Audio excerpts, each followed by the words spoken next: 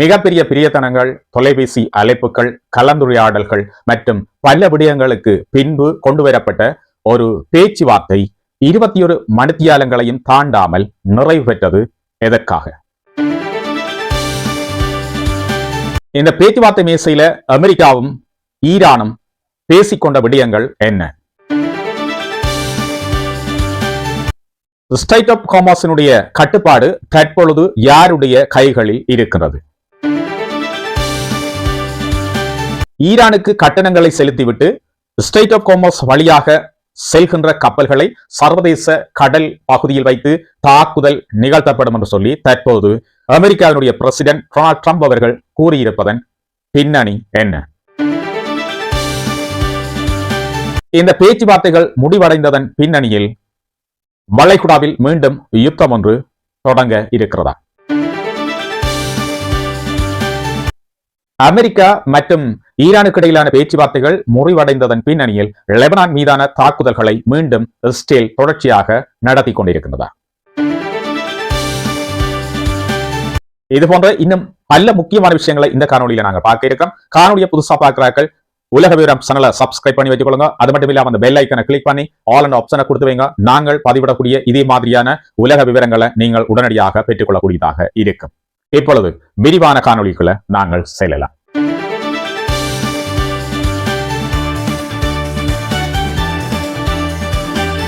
நீண்ட நாட்களாக இடம்பெற்ற அமெரிக்கா, இஸ்ரேல் மற்றும் ஈரானுக்கு இடையிலான மிகப்பெரிய யுத்தத்தினுடைய விளைவாக ஒரு 14 நாட்கள் யுத்த நிறுத்தம் அமெரிக்காவினால் அறிவிக்கப்பட்டது. இதைத் தொடர்ந்து பாகிஸ்தானினுடைய முயற்சிகளின் காரணமாக பாகிஸ்தானினுடைய தலைநகர் இஸ்லாமாபாத்தில் அமெரிக்கா மற்றும் ஈரான் ஆகிய நாடுகள் பேச்சுவார்த்தைகளில் ஈடுபடுவதற்கு இணக்கம் தெரிவித்திருந்தன. இந்த ஏற்பாடுகளை தொடர்ந்து அமெரிக்காவினுடைய பேச்சுவார்த்தை அணி அமெரிக்காவினுடைய துணை ஜனாதிபதி ஜேடி வான்சனுடைய தலைமையில பாகிஸ்தானை நோக்கி பயணப்படுது. இந்த நிலைமையில மிகப்பெரிய ஒரு இழுபறி ஏற்படுது. ஈரான் இந்த பேச்சுவார்த்தைக்கு செல்வதை தவிர்த்துக் கொள்ளப் போவதாக சொன்னது. அது மட்டும் இல்லாமல் இந்த பேச்சுவார்த்தைகள் அறிவிக்கப்பட்டதன் பின்னராக ஸ்ட்ரைட் ஆஃப் ஹோர்முஸ் ஊடாக கப்பல் போக்குவரத்துகளுக்காக இந்த பாதை திறக்கப்பட்டது ஈரானினால். இந்த பேச்சுவார்த்தைக்கு ஈரான் செல்ல முடியாது என்று சொன்னதன் பிற்பாடு உடனடியாக இந்த ஸ்ட்ரைட் ஆஃப் ஹோர்முஸ் வழியான கப்பல் போக்குவரத்து தடை செய்யப்படுகின்றது. இதற்கான முக்கியமான காரணமாக ஈரான் சொன்ன விடயம், லெபனானின் மீது தொடர்ச்சியாக இஸ்ரேல் நடத்தி கொண்டிருக்கின்ற தாக்குதல்களும் இந்த தாக்குதல்களின் விளைவாக கொல்லப்படுகின்ற மக்களினுடைய எண்ணிக்கை மிக அதிகமாக அண்மையில் அதிகரித்து செல்வதுமே இந்த பேச்சுவார்த்தை மேசைக்கு தாங்கள் செல்வதற்கு தடையாக இருக்கின்ற ஒரு விடயமாக குறிப்பிட்டிருந்தது. இதன் பிற்பாடு இஸ்ரேலும் லெபனானும் வாஷிங்டனில் பேச்சுவார்த்தை நடத்துவதாக ஒப்புக்கொண்டதன் பிற்பாடு ஈரானினுடைய பேச்சுவார்த்தை அணி ஈரானின் வெளிவிவகார அமைச்சர் மற்றும் பாராளுமன்ற தலைவருடைய தலைமையில் பாகிஸ்தானை நோக்கி செல்கின்றது. ஆனால் பாகிஸ்தானில் 21 மணித்தியாலங்களாக தொடர்ச்சியாக நடைபெற்ற பேச்சுவார்த்தை தோல்வியில் முடிவடைந்ததாக சொல்லி 2 அணிகளும் தங்களுடைய நாடுகளை நோக்கி பயணப்படுகின்றன. இப்பொழுது உலகம் மிக ஒரு கவலையில் விழத் தொடங்கியது. இந்த வளைகுடா நாடுகளில் ஈரான் மீதான தாக்குதல்களை இஸ்ரேல் மற்றும் அமெரிக்கா தொடங்கியதன் பிற்பாடு உலக நாடுகள் மிகப்பெரிய பிரச்சனைகள் எழத் தொடங்கியது. குறிப்பாக எண்ணெய் விலையேற்றம் காரணமாக பொருளாதார பிரச்சனை மிக உயர தொடங்கியது. ஸ்ட்ரைட் ஆஃப் ஹோர்முஸின் ஊடாக கடத்தப்படுகின்ற கிட்டத்தட்ட உலகத்திற்கு தேவையான 20% எண்ணெய் வரத்து இந்த ஸ்ட்ரைட் ஆஃப் ஹோர்முஸ் பிளாக் பண்ணப்பட்டதன் பிற்பாடு வருவது நின்று போனது. இதன் காரணமாக ஆசியா நாடுகளில் இருக்கின்ற பல நாடுகளில் எண்ணெய் பிரச்சனை என்பது மிகப்பெரிய பிரச்சனையாக எழத் தொடங்கியது. இதன் காரணமாக ஆசிய நாடுகளில் பல இடங்களில் எண்ணெய் விலையேற்றம் மட்டுமல்லாது அரசியல் பிரச்சனைகள் கூட எழத் தொடங்கியது. ஆகவே இந்த அமெரிக்கா மற்றும் ஈரானுக்கு இடையிலான யுத்த நிறுத்தம் அறிவிக்கப்பட்டது இந்த நாடுகளுக்கு மிகப்பெரிய சந்தோஷத்தை அளித்தது. அது மட்டும் இல்லாமல் நான் குறிப்பாக சொல்ல வேண்டும், வளைகுடா நாடுகள்ல இந்த ஈரான் மீதான தாக்குதல்களை தொடங்கியதன் பிற்பாடு ஈரான் அந்த தாக்குதல்களுக்கு பதில் தாக்குதல்களாக வளைகுடா நாடுகளில் இருக்கிற பல நாடுகள் மீது தொடர்ச்சியாக ராக்கெட் தாக்குதல்களை நிகழ்த்த தொடங்கியது. இந்த வருடம் பிப்ரவரி மாதம் 28ஆம் தேதி இரவு பொழுது ஈரானினுடைய தலைநகர் டெஹ்ரான்ல இஸ்ரேல் மற்றும் அமெரிக்கா இணைந்து மிகப்பெரிய ஒரு தாக்குதலை நிகழ்த்தது. இந்த தாக்குதலின் காரணமாக ஈரானினுடைய உச்சபட்ச தலைவர் அயதுல்லா அலி கமேனி உட்பட அந்த நாட்டினுடைய மிக உயர்ந்த தலைவர்கள் மற்றும் ராணுவ தளபதிகள் பலர் கொல்லப்படுகின்றார்கள். இதைத் தொடர்ந்து இந்த யுத்தம் மிகப்பெரிய வெற்றிகரமாக இடம்பெற்றுக் கொண்டிருப்பதாகும். மிக விரைவில் இந்த யுத்தம் நிறைவடைய போகுதென்றும் அமெரிக்கா மற்றும் இஸ்ரேல் மிகப்பெரிய ஒரு கதையை சொல்லியது. ஆனால் யுத்தத்தினுடைய போக்கு மிக வித்தியாசமாக இருந்தது. ஈரானுடைய தலைவர்கள் மற்றும் ஈரானுடைய ராணுவ தளபதிகள் கொல்லப்பட்டதன் பிற்பாடும் ஈரான் மிக துல்லியமாக தன்னுடைய எதிர்த்தாக்குதல்களை நடத்தி கொண்டிருந்தது. இந்த தலைவர்கள் கொல்லப்பட்டது மற்றும் தளபதிகள் கொல்லப்பட்டது தொடர்பான எந்த விதமான சலசலப்பும் ஈரானில் ஏற்படவில்லை என்பது குறிப்பிடத்தக்கது. இந்த யுத்தமானது தொடர்ச்சியாக இடம்பெற்றுக் கொண்டிருந்தது. இந்த யுத்தத்தை எதிர்கொள்வதற்காக ஈரான் கைக்கொண்ட ஒரு முக்கியமான 2 வழிகள் இருக்கின்றது.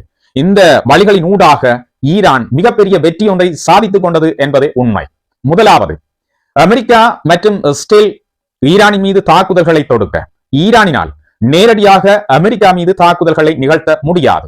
மிக அதிகமான தூரத்தில் இருக்கின்ற அமெரிக்காவை தாவித்து ஈரான் இன்னும் ஒரு விடயத்தை செய்ய தொடங்கியது. ஈரான் வளைகுடா நாடுகளில் இருக்கின்ற அமெரிக்காவினுடைய மிகப்பெரிய இராணுவ தளங்கள் மற்றும் மிகப்பெரிய எண்ணெய் நிறுவனங்கள், எண்ணெய் சுத்திகரிப்பு நிலையங்கள், எண்ணெய் சேமிப்பு நிலையங்கள் மட்டுமில்லாமல் அமெரிக்காவினுடைய ரேடர் நிலையங்கள் மற்றும் அமெரிக்காவினுடைய இராணுவ தளங்கள் மீது தொடர்ச்சியாக ராக்கெட் தாக்குதல்களை நிகழ்த்த தொடங்கியது. இது அமெரிக்காவிற்கு மிகப்பெரிய தலையீடியாக மாறிவிட்டது. அமெரிக்காவினுடைய இராணுவ தளங்கள் மீது, வளைகுடா நாடுகளில் இருக்கிற அமெரிக்காவினுடைய இராணுவ தளங்கள் மீது மிக துல்லியமான தாக்குதல்களை ஈரான் நிகழ்த்த தொடங்கியதும் அமெரிக்காவிற்கு மிகப்பெரிய தலையீடியாக இது மாற்றம் பெற்றது. அமெரிக்காவும் இஸ்ரேலும் போட்டு வைத்திருந்த கணக்கு இப்பொழுது மிக ஒரு பிழையான கணக்காக போக தொடங்கியது. வளைகுடா நாடுகளில் இருக்கிற மிக முக்கியமான இலக்குகள் மீது ஈரான் மிக துல்லியமாக தாக்குதல்களை தொடர்ந்து நடத்தி கொண்டிருந்ததோடு இஸ்ரேல் மீதான தாக்குதல்களை மிக பலமாக நிகழ்த்த தொடங்கியது. இது யுத்தத்தினுடைய போக்கை ஒரு வேறு திசைக்கு கொண்டு செல்ல தொடங்கியது. அமெரிக்கா இப்பொழுது விழித்துக் கொண்டு ஏனைய நேட்டோ நாடுகளை இந்த தாக்குதல்களில் பங்கு கொள்ளுமாறு கேட்க தொடங்கியது, தங்களுக்கு ஆதரவளிக்குமாறு கேட்க தொடங்கியது. எனினும் இந்த நேட்டோ நாடுகளோ அல்லது அமெரிக்காவிற்கு ஆதரவான நாடுகளோ இந்த யுத்தத்தில் நேரடியாக பங்கு கொள்ளவில்லை. அது மட்டும் இல்லாமல் இந்த நாடுகள் தங்களுடைய விமான நிலையங்களையோ அல்லது விமான ஊடுபாதைகளையோ இந்த நாட்டின் மீதான தாக்குதல், குறிப்பாக ஈரான் மீதான தாக்குதல்களுக்கு பயன்படுத்த முடியாது என்ற மிகப்பெரிய விஷயத்தை அமெரிக்காவுக்கு சொல்லுகின்றது. இது அமெரிக்காவிற்கு கிடைத்த இன்னும் ஒரு அடி. அடுத்ததாக பாத்தீங்கன்னு சொன்னா ஈரான் இன்னும் ஒரு விஷயத்தை கையில் எடுக்குது. இதுதான் இப்ப உலகத்தில் இருக்கிற மிகப்பெரிய ஒரு விஷயம். அதுதான் ஸ்ட்ரெய்ட் ஆஃப் ஹார்மஸ். இந்த ஸ்ட்ரெய்ட் ஆஃப் ஹார்மஸ் பாத்தீங்கன்னா இந்த யுத்தத்தை அமெரிக்கா தொடங்குவதற்கு முன்னரான கால பகுதியில் யாருக்கும் தடை இல்லாமல் எந்த எண்ணெய் கப்பலும் சென்று வருவதற்கு ஈரான் தடை செய்தது இல்லை. தொடர்ச்சியாக எண்ணெய் கப்பல்கள் இந்த பாதையினூடாக சென்று வந்தது. மிகப்பெரிய எண்ணெய் வியாபாரம் தொடர்ச்சியாக நடந்து கொண்டிருந்தது. குறிப்பாக ஈரானில் இருந்தான எண்ணெய் ஏனைய நாடுகளுக்கு சென்றது. அது மட்டும் இல்லாமல் அமெரிக்காவிற்கு சார்பான வளைகுடா நாடுகளில் இருந்து எண்ணெய் ஏனைய நாடுகளுக்கு இந்த பாதையினூடாக சென்று கொண்டிருந்தது. குறிப்பாக குவைத், கட்டார் மற்றும் பஹ்ரைன், அது மட்டும் இல்லாமல் சவுதி அரேபியா போன்ற ஏனைய நாடுகளில் இருந்து எண்ணெய் இந்த பாதையினூடாகவே ஏனைய நாடுகளுக்கு விற்பனை செய்யப்பட்டுக் கொண்டிருந்தது. இந்த பாதையின் மீது ஈரான் கையை வைத்தது. இந்த பாதையினூடாக கப்பல் போக்குவரத்துகள் செய்ய முடியாது என்று சொல்லிவிட்டது. இதன் பின்னர் தான் அமெரிக்காவிற்கு இன்னும் ஒரு தலையிடி தொடங்கியது. ஏனெனில் இந்த வழியினூடாக செய்கின்ற ஒவ்வொரு வியாபாரமும் டாலரில் நடைபெறுவது என்பது குறிப்பிடத்தக்கது. அமெரிக்கா தேவையில்லாமல் இந்த வியாபாரத்தை இப்பொழுது தடுத்து விட்டது. இங்கே 2 பிரச்சனைகள் எழத் தொடங்கியது. உலக நாடுகளுக்கு தேவையான எண்ணெய் விநியோகம் நிறுத்தப்பட்டது. அது மட்டும் இல்லாமல் அமெரிக்காவினுடைய டாலரில் விற்பனை செய்கின்ற மிகப்பெரிய ஒரு வியாபாரம் நிறுத்தப்பட்டது. இதனால் அமெரிக்காவினுடைய பொருளாதாரம் ஒரு மிகப்பெரிய சரிவை காண தொடங்கியது. இதன் தொடர்ச்சியாக அமெரிக்க நாட்டிற்குள்ளேயே டொனால்ட் ட்ரம்ப் அவர்களுக்கு மிகப்பெரிய எதிர்ப்பு எழத் தொடங்கியது. இந்த யுத்தத்திற்கு முன்னரான கால பகுதியை நாங்கள் சற்று பார்க்கலாம். இந்த யுத்தத்திற்கு முன்னரான கால பகுதியில் ஒரு பேச்சுவார்த்தை தொடர்ச்சியாக நடந்து கொண்டிருந்தது. ஈரான் மற்றும் அமெரிக்கா இந்த பேச்சுவார்த்தையில் கலந்து கொண்டிருந்தன. இந்த பேச்சுவார்த்தையின் போது என்ன விடயங்கள் பேசப்பட்டது? இந்த பேச்சுவார்த்தையின் போது அமெரிக்கா ஈரானிடம் ஒரு மிகப்பெரிய விஷயத்தை கேட்டுக்கொண்டது. ஈரானிடம் இருக்கின்ற செறிவூட்டப்பட்ட கிட்டத்தட்ட 400 தொடக்கம் 450 கிலோ நிறையுடைய இந்த யுரேனியத்தை தங்களிடம் கையளிக்குமாறு சொல்லியது. அது மட்டும் இல்லாம இந்த யுரேனியம் செறிவூட்டல் நடவடிக்கையை உடனடியாக நிறுத்த வேண்டும் என்று கேட்டுக்கொண்டது. இந்த பேச்சுவார்த்தைகள் தொடர்ச்சியாக இடம்பெற்றுக் கொண்டிருந்தன. அமெரிக்கா ஒரு கட்டத்தில் கூறியது, ஈரான் மின்சாரத்தை உற்பத்தி செய்வதற்கு தேவையான யுரேனியத்தை அமெரிக்கா தரும் என்றும், அதே நேரம் ஈரானிடம் இருக்கின்ற யுரேனியத்தை தங்களிடம் தர வேண்டும் என்றும் கேட்டுக்கொண்டது. இங்குதான் ஒரு குழப்பமான நிலைமை உருவாகியது. இந்த அமெரிக்காவினுடைய கோரிக்கை ஈரானினால் நிராகரிக்கப்பட்டது. ஈரான் குறிப்பிட்ட ஒரு விடயம், யுரேனியத்தை செறிவூட்டுவது எங்களுடைய உரிமை. நாங்கள் ஆயுதங்களை செய்வதற்காக இந்த யுரேனியத்தை செறிவூட்டவில்லை. நாங்கள் மின்சார தேவைக்காக, மின்சார உற்பத்திக்காகவே இந்த யுரேனியத்தை உற்பத்தி செய்கின்றோம் அல்லது செறிவூட்டுகின்றோம் என்ற ஒரு கருத்தை சொல்லியது. இதன் பிற்பாடு ஈரான் இந்த விஷயத்தில் மிக பிடிவாதமாக இருந்தது. அமெரிக்கா இந்த ஈரான் என்ற மிகப்பெரிய நாட்டை யுத்தத்தை காட்டி வெறுட்டி மடக்கி விடலாம் என்று யோசித்தது. அங்குதான் கணக்கு பிழைத்து விட்டது. ஈரானிடம் இருக்கின்ற யுரேனியத்தை கைப்பற்றி விட வேண்டும்.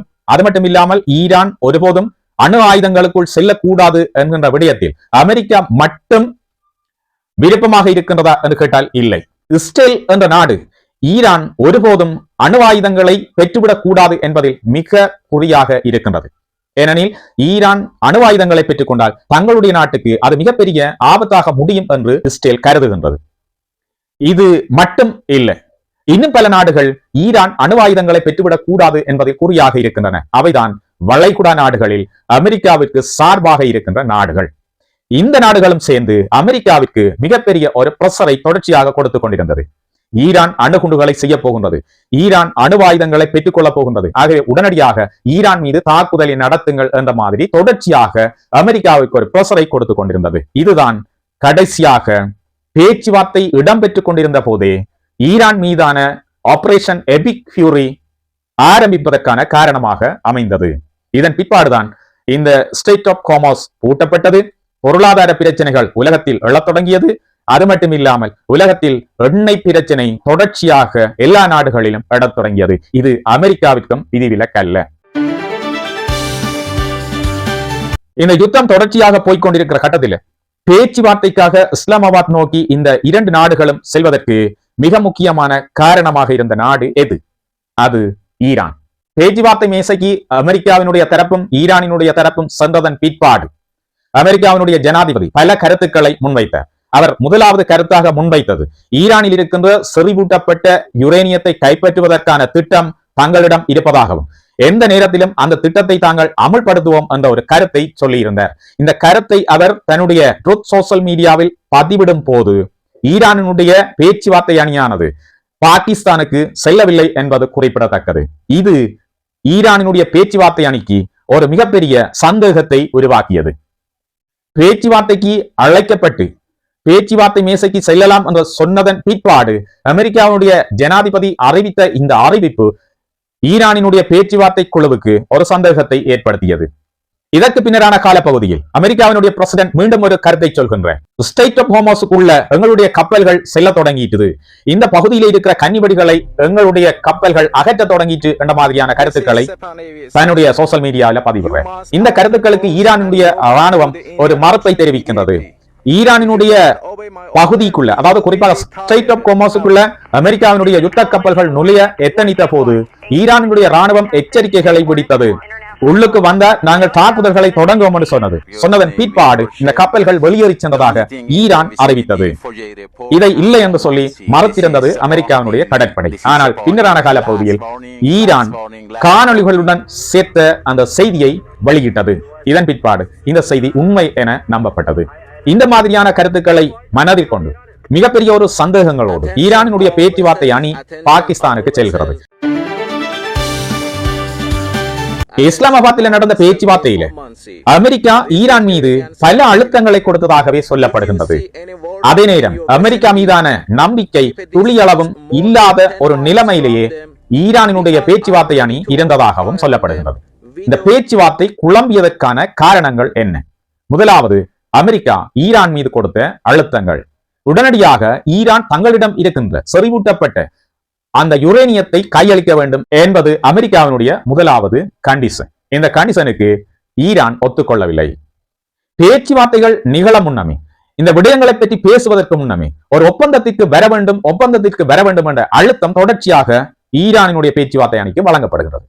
இதன் தொடர்ச்சியாக இதை ஈரான் மறுக்க தொடங்கியது. மட்டுமில்லாமல் ஈரான் சொல்லி இருந்த முக்கியமான விஷயங்கள்ல ஒன்று, உடனடியாக லெபனான் நடக்கிற யுத்தம் நிறுத்தப்படணும், ஈரான் மீதான தாக்குதல்கள் இனி நிகழ்த்தப்படக்கூடாது, ஸ்டேட் ஆஃப் ஹோமோஸ் தங்களுடைய கட்டுப்பாட்டில் இருக்கிறத உறுதிப்படுத்தணும். அது மட்டும் இல்லாமல் குறிப்பாக ஈரான் மீதான பொருளாதார தடைகள் காரணமாக ஈரானுடைய மிகப்பெரிய நிதி முடக்கப்பட்டிருக்கு. அந்த நிதி விடுவிக்கப்பட வேண்டும் என்ற கோரிக்கைகளை முன்வைக்குது. ஆனால் அமெரிக்கா ஒரே குறியில் இருந்தது, ஒரே விஷயம், அந்த செறிவூட்டப்பட்ட யுரேனியம் தங்களிடம் கையளிக்கப்பட வேண்டும். அது மட்டும் இல்லாமல் ஈரான் உற்பத்தி செய்கின்ற இந்த ராக்கெட்ஸ், அந்த தொழில்நுட்பங்கள், அந்த கம்பெனிகள் உடனடியாக நிறுத்தப்பட வேண்டும் என்று கேட்டிருந்தது. இதனை ஈரான் மறுத்தது. இந்த அழுத்தங்களின் காரணமாகவே, இந்த நம்பிக்கை ஈனங்களின் காரணமாகவே இந்த பேச்சுவார்த்தை 21 மணித்தியாலங்களே ஆன நிலையில் கைவிடப்பட்டு 2 அணிகளும் தங்களுடைய நாடுகளை நோக்கி சென்றார்கள். இந்த பேச்சுவார்த்தை முறிவடைந்து விட்டது என்று தெரிந்த உடனேயே அமெரிக்காவினுடைய பிரசிடென்ட் டொனால்ட் ட்ரம்ப் அவர்கள் தன்னுடைய வலைத்தளத்தில ஒரு பதிவை வெளியிடுகின்றார். உடனடியாக அமெரிக்காவினுடைய கடற்படை ஸ்ட்ரெய்ட் ஆஃப் ஹார்மஸுக்குள்ள போகும், தாக்குதல்களை நிகழ்த்தும், ஸ்ட்ரெய்ட் ஆஃப் ஹார்மஸை உடனடியாக தங்களுடைய கட்டுப்பாட்டுக்குள்ள கொண்டு வரும் என்று சொல்லலாம் நிறைய விஷயங்களை சொல்றார். அதே நேரம் ஈரானுக்கு மிகப்பெரிய அச்சுறுத்தலையும் விடுறார். எங்களுடைய கப்பல்கள் வெடிமருந்துகளை நிரப்பிக்கொண்டு ஸ்ட்ரெய்ட் ஆஃப் ஹார்மஸுக்குள்ள வரும், தாக்குதல்களை நிகழ்த்தும் என்றெல்லாம் மிகப்பெரிய அச்சுறுத்தல்களை விடுறார். ஆனால் ஈரான் ஒன்றுக்குமே அசைய இல்லை. இந்த பேச்சுவார்த்தையில தங்களுக்கு கொடுக்கப்பட்ட அழுத்தங்கள் எல்லாத்தையும் தூக்கி எறிஞ்சு போட்டு உடனடியாக அமெரிக்காவினுடைய பேச்சுவார்த்தை குழு செல்வதற்கு முன்னமே ஈரானினுடைய குழு ஈரானை நோக்கி சென்று விட்டது. இவ பேச்சுவார்த்தை அப்படியே இடைநடுவில் கைவிடப்பட்டது. ஆனால் இன்னும் யுத்தம் தொடங்கியதாக தெரியல. ஆனால் யுத்தத்திற்கான முனைப்புகள் தொடர்ச்சியாக நடைபெற்றுக் கொண்டிருக்குது. பாகிஸ்தான் இந்த விடயத்தில் இந்த யுத்த நிறுத்தத்தை தொடர்ந்து பேண வேண்டும் என்று 2 நாடுகளையும் கேட்டுக்கொண்டிருக்குது. அது மட்டும் இல்லாமல் யுத்த நிறுத்தத்தின் பின்னரான இந்த காலப்பகுதியில் இந்த பேச்சுவார்த்தையை தொடங்குவதற்கான ஏது நிலைகளை உருவாக்கி கொள்ளணும் என்று சொல்லியும் கேட்டிருக்குது. ஆனால் 2 நாடுகளுமே கையை விரிச்சிட்டு தங்களுடைய நாடுகளுக்கு சென்று விட்டது. இப்ப இறுதியாக இருக்கிற அப்டேட்ஸ் என்னன்னு சொன்னா, அமெரிக்காவுடைய பிரசிடென்ட் டொனால்ட் ட்ரம்ப் அவர்கள் சொல்லி இருக்கிற ஒரு கருத்து என்ன சொல்லி இருக்கிறாருன்னா, ஸ்ட்ரெய்ட் ஆஃப் ஹார்மஸை இப்ப அவர்களும் தடுப்பதாக சொல்லி இருக்கின்றார்கள். ஸ்ட்ரெய்ட் ஆஃப் ஹார்மஸ் ஏற்கனவே ஈரானினுடைய கைகள்ல இருக்குது.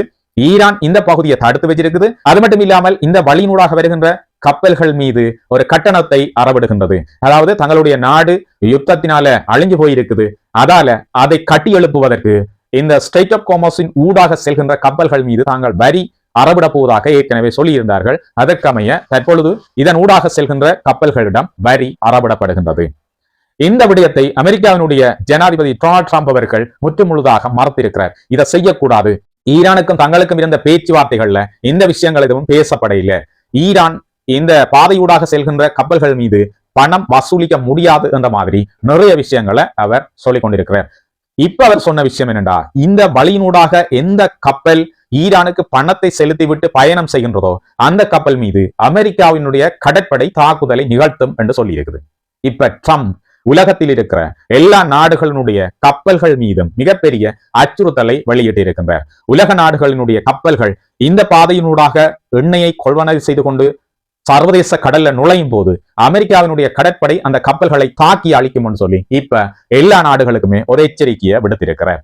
ஆனால் அமெரிக்காவுடைய எந்த எச்சரிக்கையும் ஈரான் காதில போட்டுக் கொண்டதாக தெரியல. ஈரானுடைய மக்கள் பெரிய ஒரு கொண்டாட்டத்தில் ஈடுபட்டிருந்தார்கள். என்ன விஷயம் சொன்னா, ஈரான் அமெரிக்காவை பேச்சுவார்த்தை மேசைக்கே கொண்டு வந்து விட்டது. இது மிகப்பெரிய ஒரு வெற்றியாக ஈரானினுடைய மக்கள் கருதுகின்றார்கள். அவர்கள் நேற்று முந்தைய தினம் எல்லாம் மிகப்பெரிய கொண்டாட்டங்களில் ஈடுபட்டிருந்ததை காணக்கூடியதாக இருந்தது. எது என்னவோ இனி வரப்போகின்ற ஒவ்வொரு நிமிடங்களும் ஒவ்வொரு நாட்களும் மிகப்பெரிய ஒரு அதிர்ச்சி நிறைந்த நாட்களாகவே இருக்க போகின்றது. அமெரிக்கா இந்த யுத்தத்தை எவ்வாறு முடித்துக் கொள்ள போகின்றது? வளைகுடா நாடுகள்ல மிகப்பெரிய ஒரு யுத்தம் மீண்டும் தொடர போகின்றதா? இஸ்ரேல் லெபனான் மீது தொடர்ச்சியாக தாக்குதல்களை நிகழ்த்த தொடங்கி இருக்குது. பேச்சுவார்த்தை முறிந்ததன் பிற்பாடு இந்த தாக்குதல்கள் ஒரு உச்சக்கட்டத்தை அடைந்திருப்பதாக சொல்லப்படுகின்றது. லெபனானில் மக்கள் குடியிருப்புகள் மீது தொடர்ச்சியான தாக்குதல்கள் நிகழ்த்தப்பட்டுக் கொண்டிருக்கிறது. அந்த பகுதியிலிருந்து மக்கள் தொடர்ச்சியாக இடம்பெயர்ந்து கொண்டிருக்கின்றார்கள் என்று சொல்லப்படுகின்றது. எனவே கடந்த 37-38 நாட்களாக தொடர்ச்சியாக இடம்பெற்றுக் கொண்டிருந்த ஒரு மிகப்பெரிய போர் நிறைவுக்கு வந்திருக்கின்றது. இது உலகத்திற்கு மிகப்பெரிய ஒரு நிம்மதி பெருமூச்சை தந்தது. ஆனால் மீண்டும் அது இந்த பேச்சுவார்த்தை முறிவினூடாக யுத்தத்துக்குள் மீண்டும் செல்லக்கூடிய ஒரு நிலைமையில் இருக்கின்றது. பொறுத்திருந்து பார்க்கலாம் என்ன நிகழப் போகின்றது. இது இன்றைய உலக விவரம். மீண்டும் ஒரு புதிய உலக விவரத்தோடு உங்கள் அனைவரையும் சந்திக்கிறேன். அதுக்கு முன்பு புதுசா நீங்கள் காணொலியை பாக்குறீங்கன்னு சொன்னா உலக விவரம் சேனலை சப்ஸ்கிரைப் பண்ணி வச்சுக்கொள்ளுங்க. அது மட்டும் இல்லாம பெல் ஐக்கனை கிளிக் பண்ணி ஆல் அண்ட் ஆப்ஷனை கொடுத்து வைங்க. நான் பதிவிடக்கூடிய இந்த மாதிரியான முக்கியமான விஷயங்கள் உங்களை உடனடியாக வந்து சேரும். அது மட்டும் இல்லாமல் காணொலி பிடித்திருந்தா லைக் பண்ணுங்க. அது நீங்கள் எனக்கு தருகின்ற ஆதரவாக இருக்கும். மீண்டும் ஒரு புதிய உலக விவரத்தோடு சந்திக்கிறேன். உங்களுடைய கருத்துக்களை எதிர்பார்த்திருக்கிறேன். நன்றி, வணக்கம்.